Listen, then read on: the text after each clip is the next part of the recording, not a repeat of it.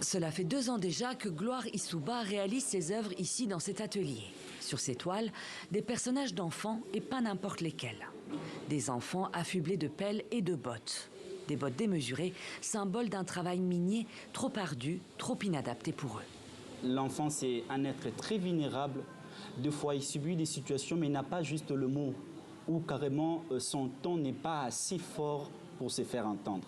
Et moi, ma peinture est comme une forme de plaidoyer pour ces enfants. Un plaidoyer contre le travail des enfants dans les mines. C'est aussi le thème des toiles d'Idriss Kitota.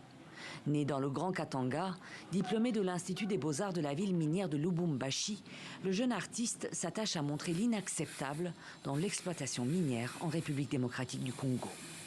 Mon souhait, c'est qu'à partir de cette expo, qu'on puisse éveiller la conscience congolaise, vous voyez, susciter des solutions concrètes.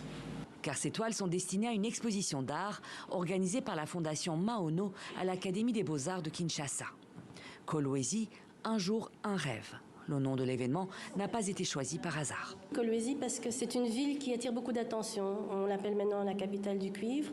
Et toute l'attention du pays est sur ce développement industriel tant attendu. Un développement qui va de pair avec l'exploitation de dizaines de milliers d'enfants congolais.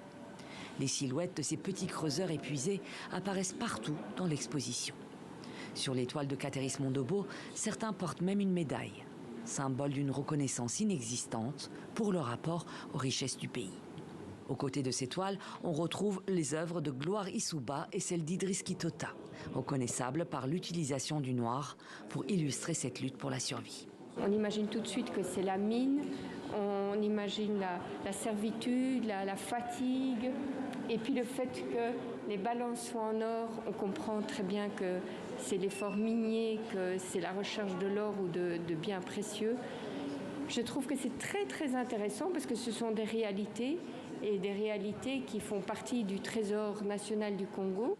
Selon une estimation réalisée en 2014 par l'UNICEF, plus de 40 000 enfants travaillent sur des sites d'exploitation minière en RDC, dont un grand nombre dans les mines de cobalt de Kolwezi.